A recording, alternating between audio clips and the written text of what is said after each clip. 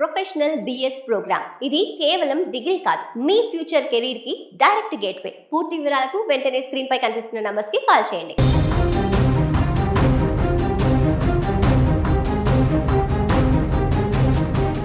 మళ్ళీ యుద్ధం మొదలైంది. గత కొన్ని రోజులుగా కాల్పుల విరమణ ఒప్పందంతో పశ్చిమాసియాలో కొంత ప్రశాంత వాతావరణం కనిపించిన నేపథ్యంలో తాజాగా మరొకసారి ఇరాన్ ఇజ్రాయెల్ మధ్య భీకరమైనటువంటి యుద్ధం మొదలైంది. ఇజ్రాయెల్ పైన ప్రత్యక్ష దాడికి దిగింది ఇరాన్. అది మామూలు దాడి కాదు, బీభత్సమైనటువంటి దాడికి పాల్పడింది. ఆదివారం సాయంత్రం ఇజ్రాయెల్ను లక్ష్యంగా చేసుకొని ఇరాన్ బాలిస్టిక్ క్షిపణులతో విరుచుకుపడింది.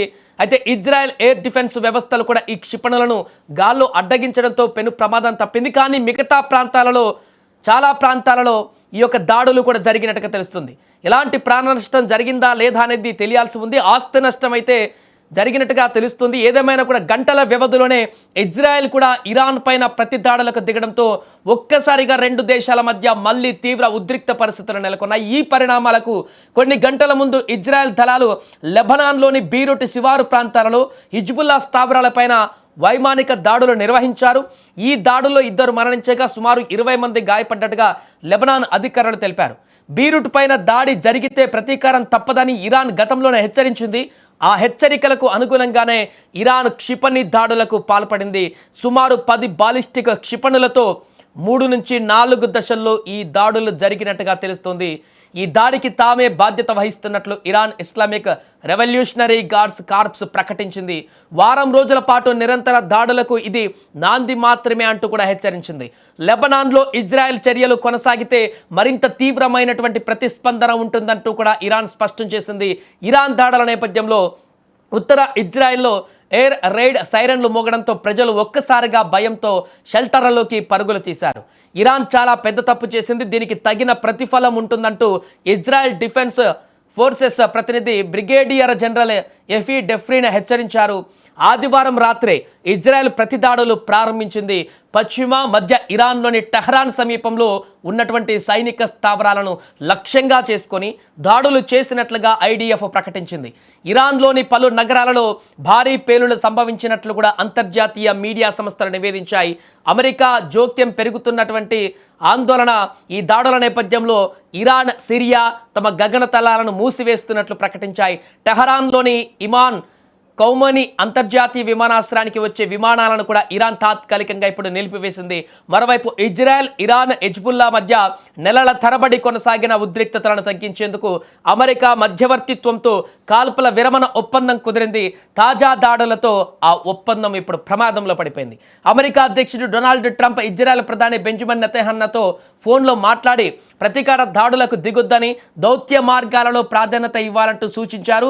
బీరూట్ పైన దాడికి తమ అనుమతి లేదని అమెరికా అధికారి ఒకరు స్పష్టం చేశారు.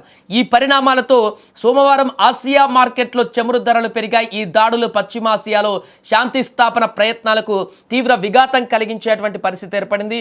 ఇప్పుడు మరలా ఇజ్రాయెల్, ఇరాన్ మధ్య నెలకొన్నటువంటి ఈ భీకర దాడులు మరొక వైపు గల్ఫ్ దేశాలు అప్రమత్తమయ్యాయి. గల్ఫ్ దేశాలపై ఏ క్షణానైనా కూడా ఇరాన్ మరలా దాడి చేసేటువంటి అవకాశం ఉందనేటువంటి అనుమానంతో గల్ఫ్ దేశాలు కూడా అప్రమత్తమయ్యాయి. నిన్న మొన్నటి వరకు ఎంతో కొంత కాల్పుల విరమణతోటి ప్రశాంత వాతావరణమే ఉంది అనుకున్నటువంటి సందర్భంలో తాజాగా మరొకసారి యుద్ధం మొదలు కావడం, అది కూడా తీవ్ర స్థాయిలోకి వెళ్ళడం, బీభత్సమైనటువంటి క్షిపణులు దాడులు జరుగుతుండడంతో అక్కడ ఏ క్షణం ఏం జరుగుతుందో తెలియనటువంటి ఆందోళనకరమైనటువంటి పరిస్థితి నెలకొంది. ఈ నేపథ్యంలో ఇరాన్, ఇజ్రాయెల్ మధ్య నెలకొన్నటువంటి ఈ యొక్క భారీ బీభత్సమైనటువంటి యుద్ధం మరలా ఎటువైపు దారితీస్తుంది, మరలా కాల్పుల విరమణ ఒప్పందం వైపు వెళ్ళేటువంటి అవకాశం ఉందా, లేదా ఏదో ఒకటి జరిగితే కానీ యుద్ధానికి సంబంధించినటువంటి పులి స్టాప్ పడదనేటువంటి ఆ ప్రాంతానికి ఆ యొక్క పరిస్థితికి దారి తీసేటువంటి అవకాశం ఉందా? ఏమైనా కూడా ప్రస్తుతం రెండు దేశాల మధ్య మరొకసారి అగ్గి రాజుకుంది. ఈసారి రాచుకున్నటువంటి అగ్గి పూర్తిగా దహనం చేసేటువంటి వరకు వదలదనేటువంటి విధంగా అక్కడ పరిస్థితులు కొనసాగుతున్నాయి. ఎట్టి పరిస్థితుల్లో కూడా వెనక్కి తగ్గే విధంగా ఈ యొక్క దాడులైతే కొనసాగట్లేదు. ఇజ్రాయెల్ కూడా గత కొన్ని రోజుల నుంచి అమెరికా చేస్తున్నటువంటి ప్రయత్నాల నుంచి కొంత అసంతృప్తిగా ఉన్నటువంటి పరిస్థితిని చూసాం.